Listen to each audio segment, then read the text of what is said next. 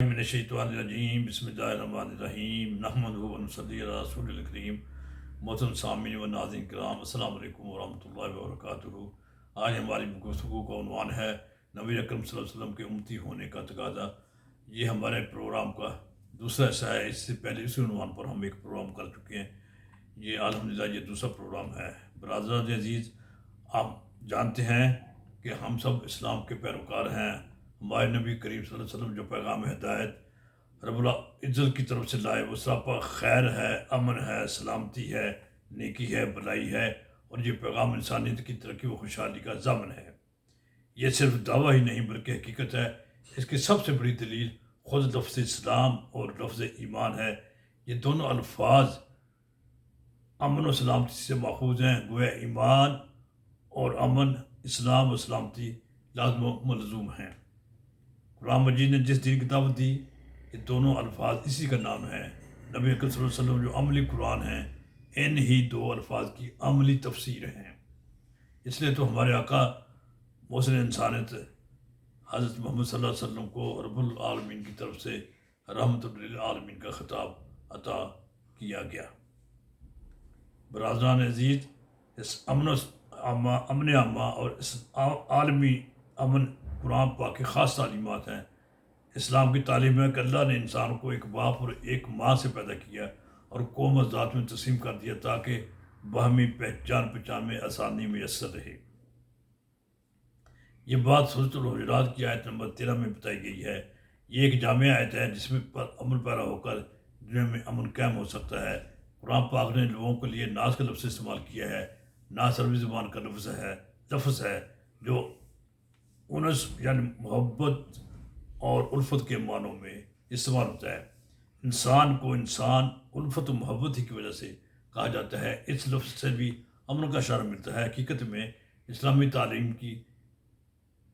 تعلیمات کی تعبیر کا بنیادی نقطہ بھی یہی ہے کہ صحیح معنوں میں انسان وہی ہے جو دوسرے انسانوں سے محبت رکھے، خواہ وہ اسی قوم اور ملک کا فرد ہو یا دیگر اقوام اور ملکوں سے تعلق رکھتا ہو۔ انسانیت میں سب برابر ہیں۔ کسی ملک و قوم کو امن و سکون اس وقت نصیب ہوتا ہے جب ان اسباب کا قلع کما کر دیا جائے جو چین اور اطمینان کے لیے زہر قاتل ہوتے ہیں۔ اس لیے ان لوگوں